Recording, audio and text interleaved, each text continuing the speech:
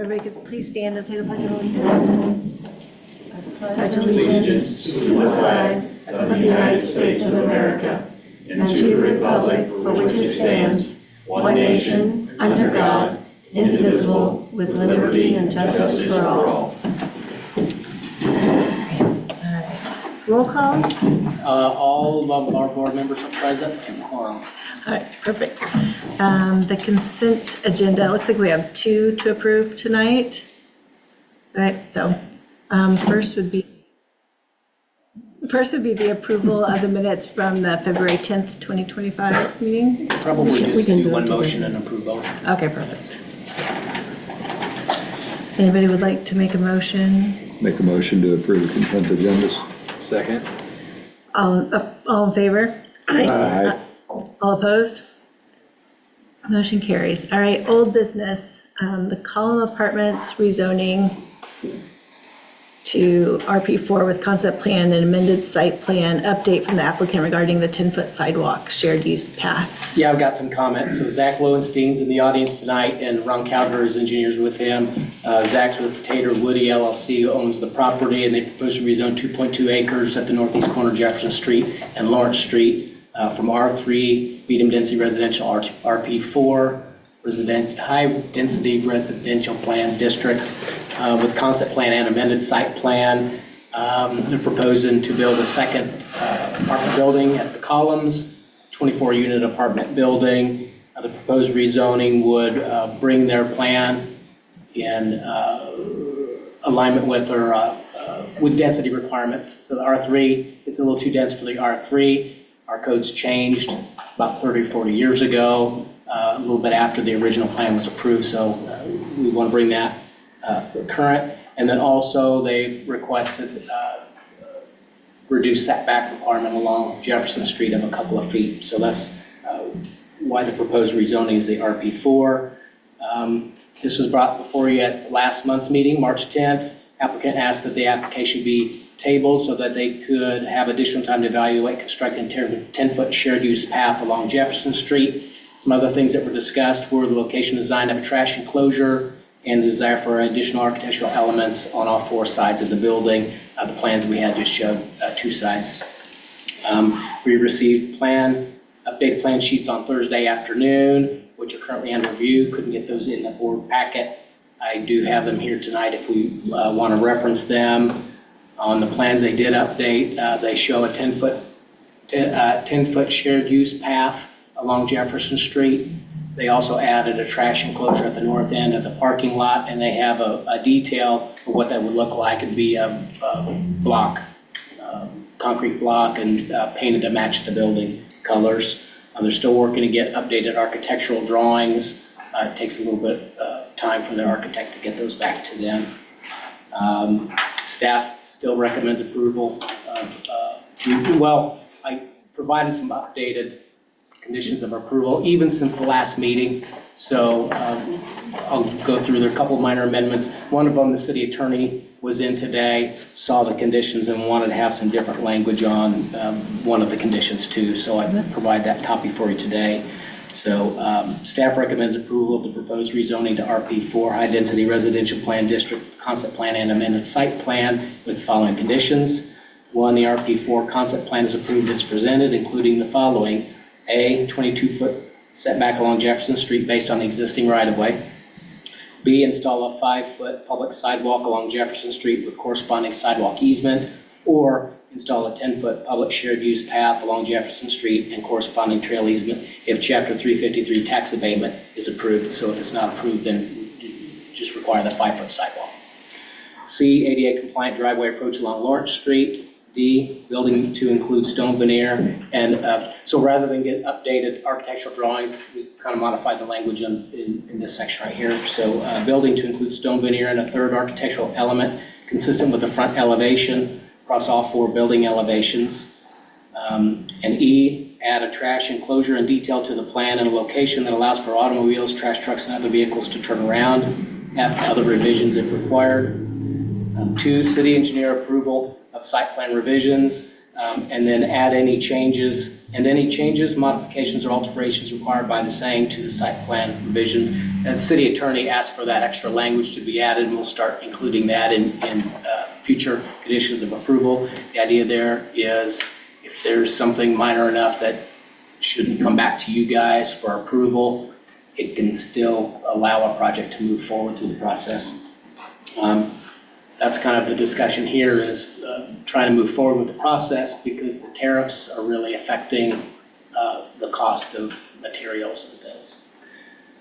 3, submit a DNR land disturbance permit if required prior to site grading. We added the if required language based on Ron's comments at the meeting last month, and that's kind of language that we've used before in other similar conditions. 4, install and maintain sediment and erosion controls during construction. Submit a building permit application prior to construction. Install a key box as required by the Kearney Fire and Rescue Protection District. And develop the project in compliance with all codes, conditions, requirements, plans, and payment of fees and taxes.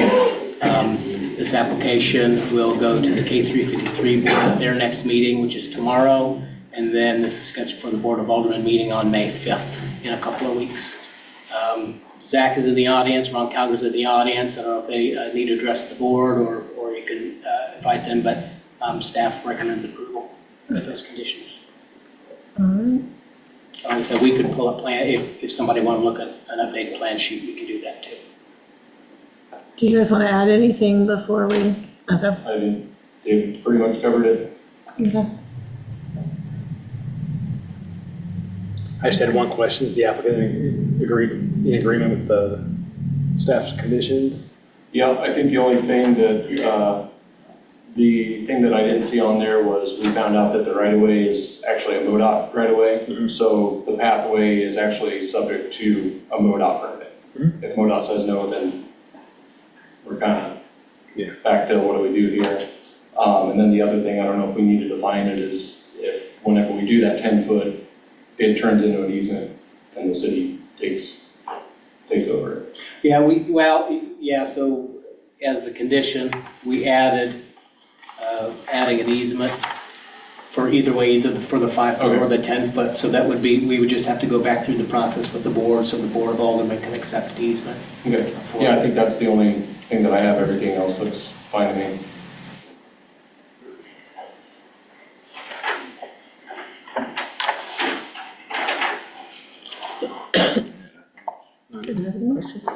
All right, well, I would entertain a motion.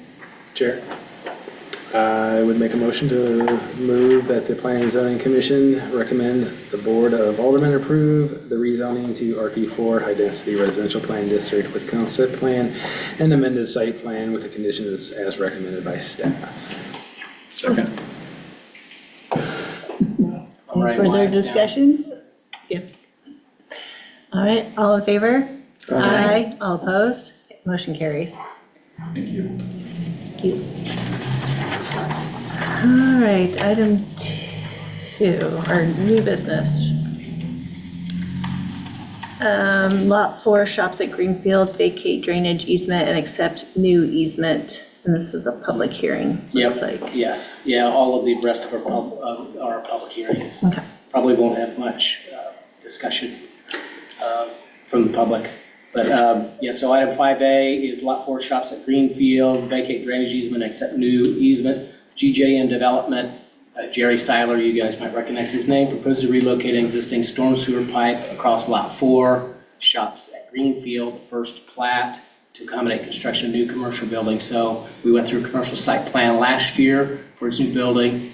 There's a storm sewer that runs through the middle of the lot, and as a condition of approval, they were going to relocate that storm sewer around the building. And so we need to vacate a piece of the drainage easement and then rededicate a new replacement easement where the new line will go. In the packet, there are a couple of documents, one's a petition to vacate that was signed by the applicant, and that included the area that we would vacate, and then there's a new drainage easement included in there as well. Staff recommends approval of this easement and replacement utility easement as proposed. Can't issue a building permit. We're sitting on a building permit too, because we need to make sure that we go through this process. this application before the Board of Aldermen at their next meeting, and then there is a public hearing. It is a drainage easement, affects only city because it is a city drainage easement, not other utilities, but because it's a location, we've got to hold a public hearing for public comment. Okay. All right, well, open the floor for public comment. Anybody online?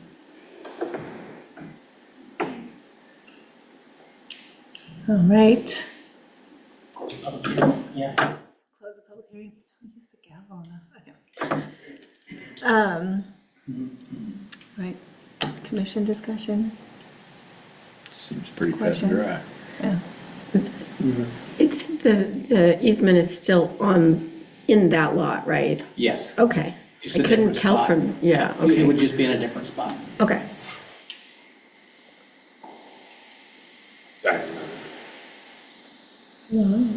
I would entertain a motion.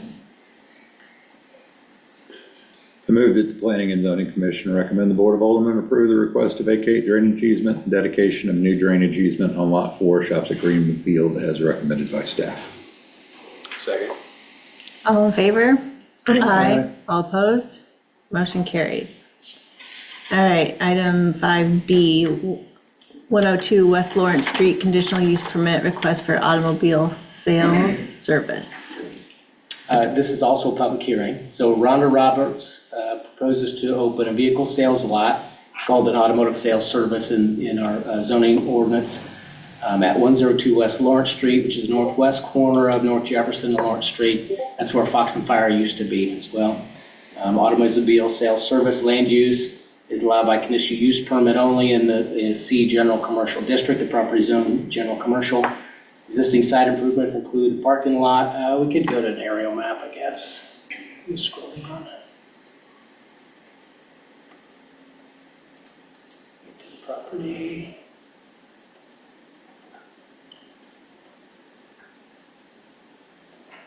A lot of pages in our packet.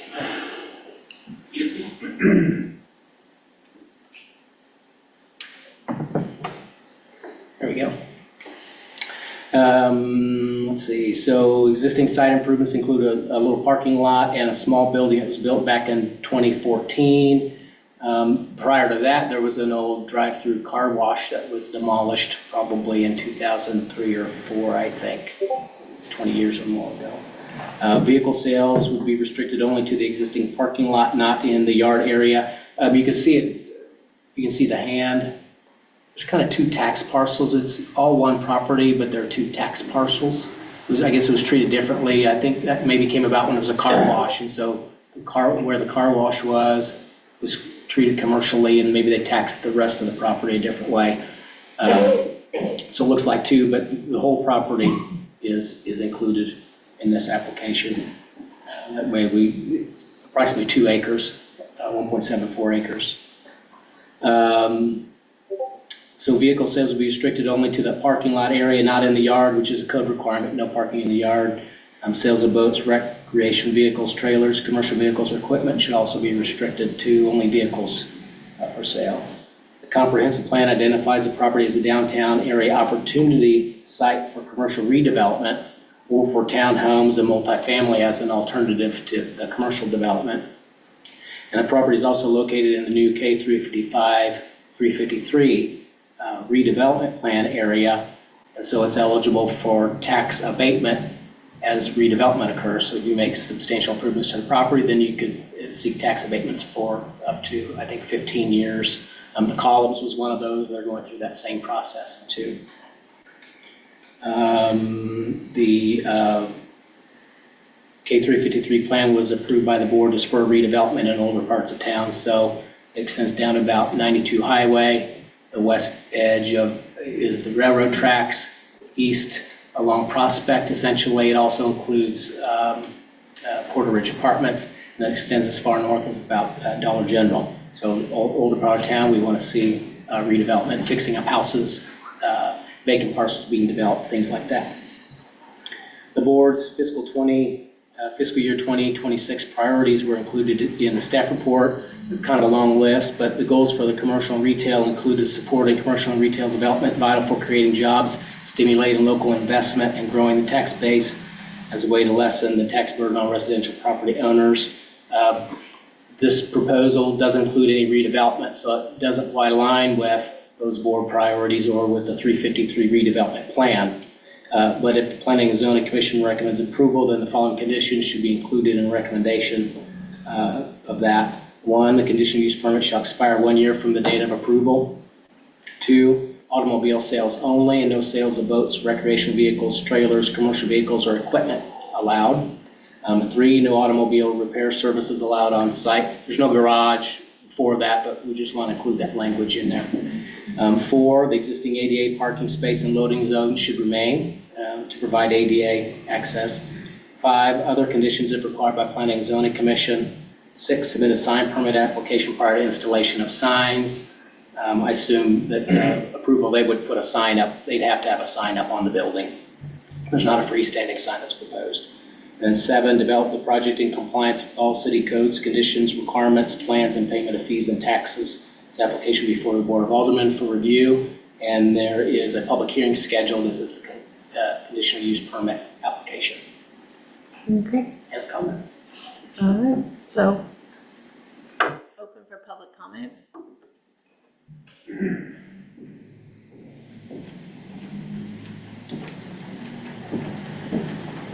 Address, state my address? Okay, Kyle McPhee, 9507 Northeast 166th Street, Kearney, Missouri, 64060. No, is there a sign? If you don't mind, yeah, we've got a sign-in sheet too, so anybody that comes up, we'd ask if you put your name and address there. I can do that when I finish here. I wanted to just take an opportunity to introduce myself. I'm the owner of Darby Properties and the owner of 102 West Lawrence. I support this proposal, and I just wanted to provide you all some context on the activities over the past 12 months. I've owned the property since May of last year. I started meeting with Dave Pavlich in March of 2024, starting to talk about potential opportunities associated with the parcel. Sorry to see Fox and Fire go, like many in the community, but when they decided to sell the property, I looked at it with interest. I think it has potential. It's in this downtown corridor that I think we all would like to see further develop. And so I pursued 2 lines of effort once we closed. One was to explore the possibility of development, and the other was to identify a near-term tenant. So I worked with Kearney Management, and we've screened a number of tenants. We'll talk about that in just a moment, to arrive today with Rhonda's proposal, which we're very excited about. Simultaneously, worked with a professional architectural firm, engineering firm, and sought technical assistance from a local development company to imagine what's possible on the parcel. I presented the findings of that due diligence process to the city staff in January, and they have that report from that meeting. And that's kind of where we left that conversation about the potential, the long-term opportunity that the parcel presents and how it's aligned with the community's objectives.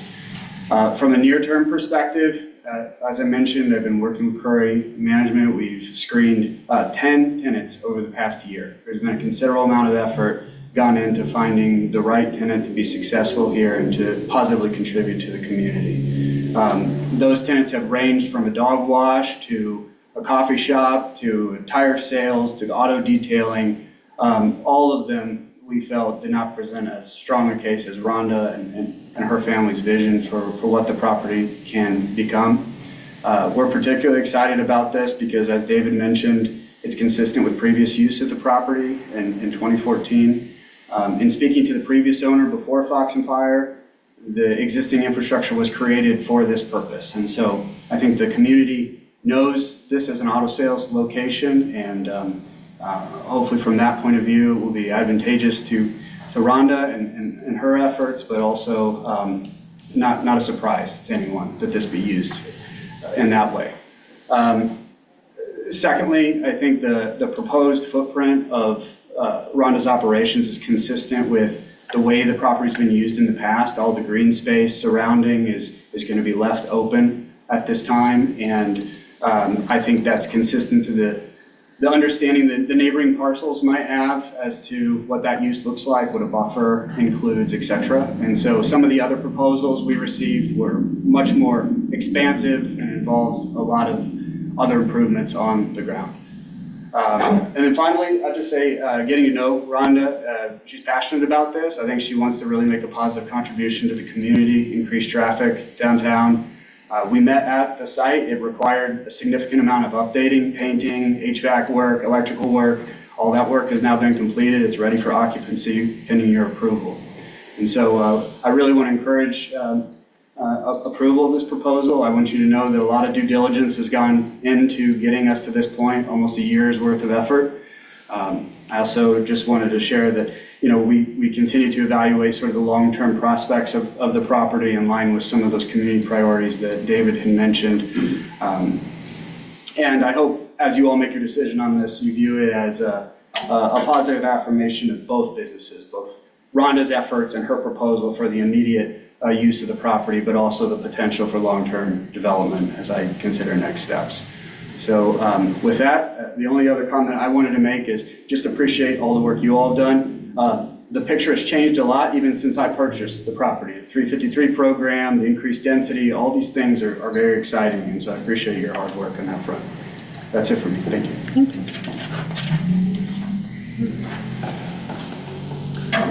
you. Any other public comments, either here or online? If you want, I'm supposed to introduce ourselves. you can. I'm Rhonda, and this is my husband, Donald. He's retired, and they've asked me to retire several times. So state your name and address, Okay. and then eventually Rhonda sign it. Roberts, Yeah. And the address is 19504 Shanks Road, Polk, Missouri. Anyway, this is our retirement project, sort of, and our son, who is very familiar with the car business, also is going to be working there part-time. So I did have a question though. On the information that was sent to me just Friday, it said that this conditional use permit would expire 1 year from the date of approval. So if Darby Properties is not ready and maybe they're not ready for another 3 or 4 years for their proposal, I don't know. But would I have to come back and do this once a year then, if we stayed in the property for like 2 or 3 years, or? Yeah, so yes, an approval with a 1 year, so you would need to come back at the next year and get a renewal of the conditional use Okay, permit. so this is, okay. I guess that's. Yeah, when Fox and Fire was there, it took board approval, and it was always for 1 year period as well. Okay. I really think that that's probably our only question. We weren't sure if we had to come and do the same process, every year. So, but I would think that if we outgrew this spot anyway, we would probably move on. So this is our first venture of this type, now that we're both retired. So did you have any questions? Would you like to introduce yourself as a co-owner? Robert's wife, or Robert's husband, and this is new to us. I mean, she is passionate about what she's going to do, and I'm just going to be a worker for her. So Perfect. When the meeting's over, if you'll come up and sign also. Okay, perfect. And don't forget to sign. Oh, yeah, okay. Oh, he stole the sign-in sheet, so. All right. Any other comments? I don't think we. All right, I'm going to close the public hearing. Discussion? Question? I have one general question that's more. What normally would a car sales place be zoned, if not commercial? To me, it's sales. Commercial. Okay. Yeah, there are, so if, in the staff report, it requires, so some uses are permitted, some uses are conditional use permits, so they require a review and a granting of a conditional use. Years ago, the board passed specific conditions related to Downtown. that use, yeah, and so we listed those, and so going through the conditional use process, you can check that those items are addressed as part of that application process. I think one of the things that we were trying to avoid at the time was we didn't want to turn into the Miracle Mile. We didn't want to have, just car dealership after car dealership along 33 or along 92 or whatever. And so that's where a lot of that came from.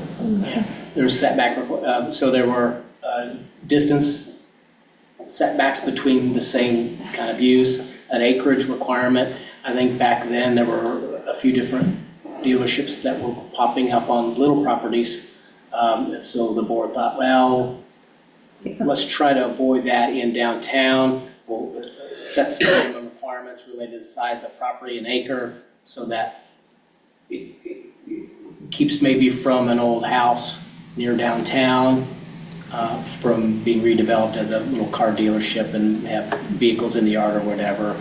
There's some requirements related to fencing, so if you put up a fence, it's got to be a certain type of fence that's an attractive fence, acreage requirement, things like that. Just had a couple questions for the applicant. Do we know how many parking spaces are actually maybe for staff? How many parking spaces are out there currently striped? I should have counted them. There's 20. 20? Yeah. How many vehicles are you, for sale vehicles are you looking to have on one given time?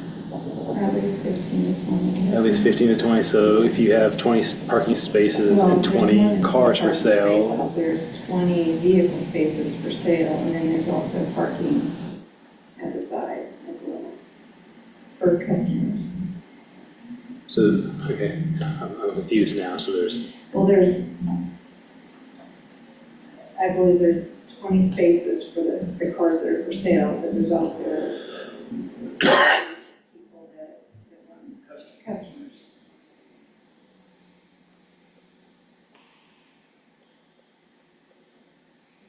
So she's saying, so are you saying that the existing parking spaces are for customers? The ones that are ones that are striped? The ones that are striped are for vehicles that we're going to sell. And then I believe there's additional parking for customers that come on the Near lot. the building, there's a few spots also for customers that come on the lot and employees, so. But there's at least 20 spots for. There the appears to be inventory. some on the north side of the building. They're kind of hard to see because Fox and Fire have those trailers there. Yeah, which they would be But- gone, yeah. There's, Well, there's these, yeah. there, between the ones on the street side and on the north side at an angle, there appears to be 15, and then it looks like there's probably 4 or 5 over there in that back corner.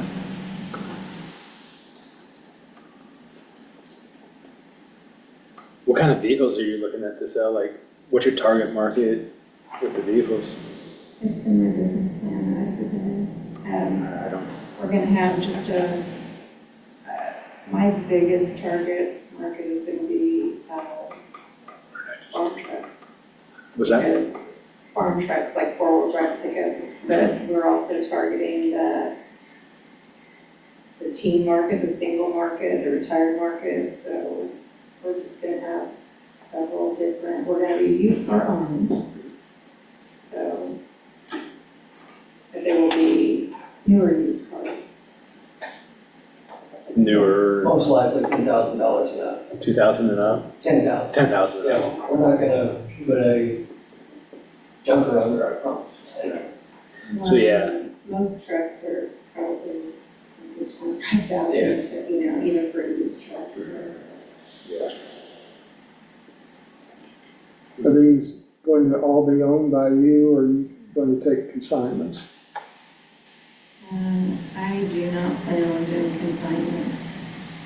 It's gonna be an inventory plan, from a bank in the beginning. And then as we pay things off, we will be our own inventory. So I do not plan on doing consignments. We will do trade-ins, we will not be doing buy here, pay here, or anything like that. Because the clientele sometimes it brings in,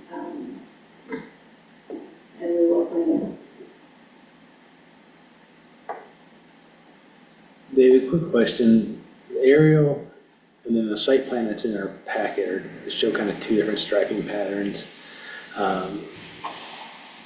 Do we know if that ADA, is that the ADA you want to remain? Yes. Do we know if there's an actual ADA clear path from that stall with cross slopes to the actual facility? Up to the building. Or is that just I- someone that striped it and said, I'm gonna make this ADA? I think it was just striped, not confirmed as ADA necessarily, but it's pretty flat. It's very flat. Yeah, that Yeah. is really flat.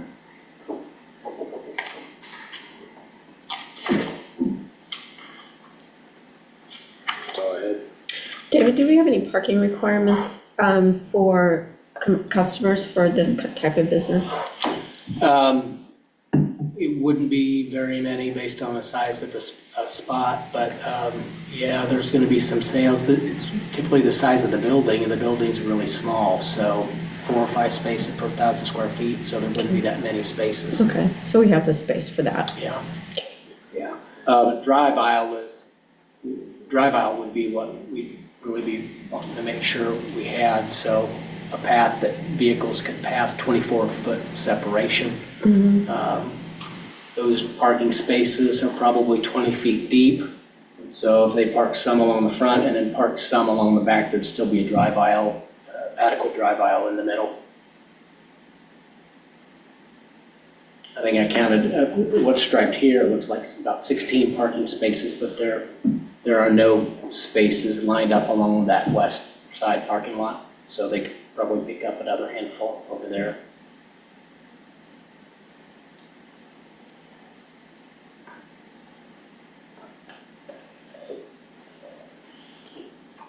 I don't have any questions, just have some comments. What do you think? Sure. Comment, you want to do comments now, or? I want you to close the public hearing. Oh, I closed the public hearing already. Public hearing was closed. Was it Yep. closed? Okay. Yep. I mean, the site sat vacant for the last year. I'm glad to see business come into town to at least utilize it in the short term. You know, it's always better to have something than nothing. I'm very comfortable with a one-year renewal on that, just so we can reevaluate it in a year. And as long as everything's going good at that time, I'd be more comfortable at that time, maybe looking at it a little bit longer. But I think I'm very comfortable with the 1 year today.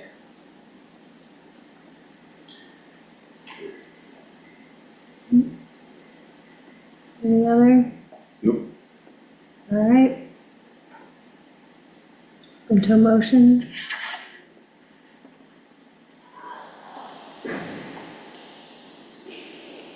I recommend the Planning and Zoning Commission recommend the Board of Aldermen approve the request for conditional use permit for an automotive sales service at 102 West Lawrence with conditions recommended by staff. Second. All in favor? Aye. All opposed? Motion carries.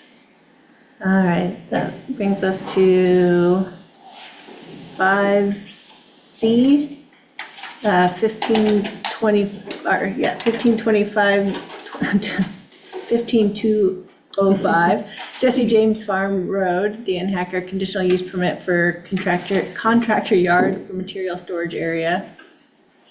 Also a public hearing. Yeah, 15205 Jesse James Farm Road. Yeah. Applicants Dan Hacker. 205? Yeah, 15025. 15205? 152. Did I flip-flop It says- that on my deal? I'm looking at the one I'm looking at says 15025. Right. Oh, I'm looking at the top agenda. agenda and it says 15205. 15025. 15025. Right, sorry. I just want to say Agenda it. packet. I said that. I was looking at this. Somebody's a little. I couldn't even say it right, looking at the wrong one, so. 15025 Jesse James Farm Road. Dan Hacker with American Lawn and Landscapes proposes conditional use permit for a contractor material storage area. So conditional use permit for a landscape material storage yard at 15025. I did get it right in some of the comments I put together. Jesse James Farm Road. They have an exhibit sheet that shows concrete block bins for bulk landscape rock, covered dirt bin, and 15-foot tall mulch mounds. He calls it mulch mountains. I like the term mounds because mountain seems a little too big. South of the concrete block bin, so that will be located between the block bins and then the south property line. This would be up towards the front of the property, closer to Jesse James Farm Road. Some sample pictures were included on the landscape plan sheet. Could be a little bit hard to see, but we could pull those up if we needed. Screening from the road, so Jesse James Farm Road would include 1 to 3 foot tall mulch berms planted with junipers and crabapple trees. And then they'd have a limestone block, kind of a waving monument sign wall along the north side of their entrance as well. Staff would recommend additional evergreen trees along the south property line to help screen the mulch piles, as they will be quite visible. On one of the plan sheets, they show a future 2,400 square foot building, but this is not part of the application. It's identified as future. Future site plans require for additional site improvements. We actually went through a site plan process in 2016 for the property. They're proposing, I think, a 5,000 square foot retail building. So the general public could come out, go in their building, buy, the yard knickknacks and potting soil and decorations. Also go out into the outdoor area where you could buy your mulch and your rock and, trees and whatnot. But that wasn't built, and so the site plan expired, and so then they'd have to come back through with a site plan approval for that. They've indicated that they do still want to build a retail building in the next couple years. Hopefully they can do that, have some retail sales to go along with the work that they do would be a benefit to the city. Construction of the retail sales building and ancillary improvements are they're more aligned with the city's zoning, the property than utilization of the property as a storage yard area for its landscape service business. But staff recommends approval of the conditional use permit application with following conditions. The conditional use permit shall expire 1 year from the date of approval. Additional landscaping with a minimum of 10 6-foot tall juniper/evergreen trees along the south property line. Hopefully they grow together and do a better job of screening the mulch areas. 3 other conditions as required by Planning Zoning Commission. 4, submit a sign permit application prior to installation of signs. They have submitted a sign permit application for the monument sign. Submit floodplain development permit for work in the floodplain.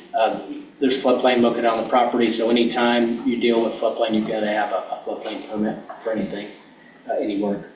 6, develop the project in compliance with all city codes, conditions, requirements, planning, and payment of fees and taxes. This application goes to the Board of Aldermen for review. It's also a public hearing since it's a conditional use permit, so we want to open the floor for public comment. Okay, On the comments. Dan Hacker's in the audience if anyone has questions. all right. Open for public comments. Anybody here, anybody online? Nobody's online. Okay. Gonna close public comment. Commission discussion? Are we doing work in the floodplain? The actual floodplain, Yes, there is floodplain out on that property. They do have a floodplain development permit to do some elevation of property there. So when a building gets built, it's got to be 3 feet above base flood elevation. Other improvements aren't required to go 3 feet above. is this the 100-year floodplain, 500 years? Yes, 100-year. 100-year.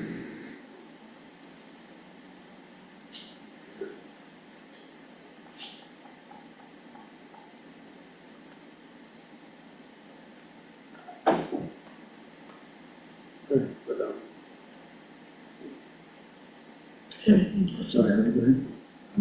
Okay, all right, entertain a motion.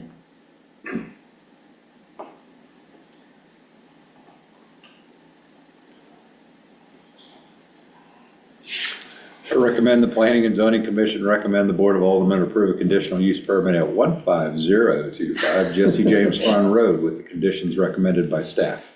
Second. All in favor? Aye. All opposed? Motion carries. All right. Well, looks like everything. Is there anything else we need to discuss? No other items on the agenda. Okay. Well, someone want to make a motion to adjourn? I motion to adjourn. A second. All in favor? Aye. All opposed?